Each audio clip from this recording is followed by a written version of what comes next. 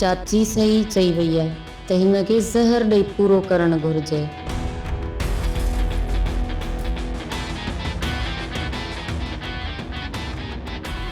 मूंखे तो मां इहा उमेद न हुई त तूं मुंहिंजी एतिरी ख़िदमत कंदीअ।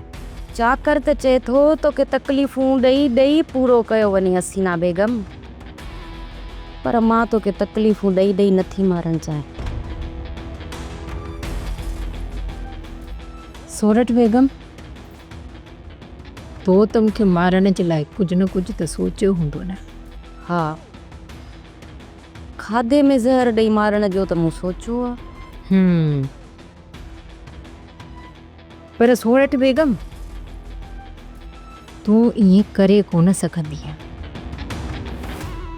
मूंखे मारण त चाहीं थी, पर मारे न सघंदी। जेकॾहिं मां तुंहिंजी जाइ ते हुजां हा त पोइ तूं छा करीं? मां तोखे हिन जाइ ते कोन आणिया हा, पर पहिरियां ई ज़हर ॾेई दफ़न करे छॾिया हा। त पोइ तोखे बि तमामु जल्द दफ़न करणो पवंदो।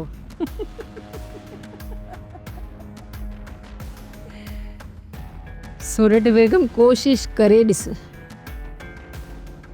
पर मूंखे दफ़न कोन करे सघंदी आहे, छो जो मां चाकर ख़ान जी भाउ आहियां। वेगी त वेगी सही, पर चाकर ख़ान जी माउ आहियां। ऐं चाकर ख़ान पंहिंजी माउ खे मारण जो हुकुम कॾहिं बि नथो ॾेई सघे। इन गुमान मां निकिरी वञ हसीना बेगम। तुंहिंजे मौत जो पैगाम खणी मां जल्दी हिते ईंदसि।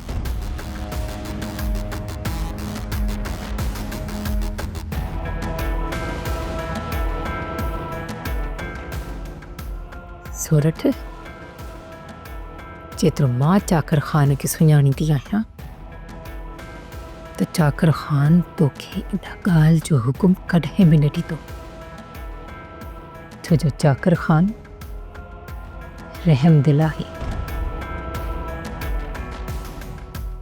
सब्सक्राइब कयो असांजो official YouTube channel Sindh TV HD drama ऐं वधीक अपडेट लाइ बेल आइकन खे क्लिक करियो।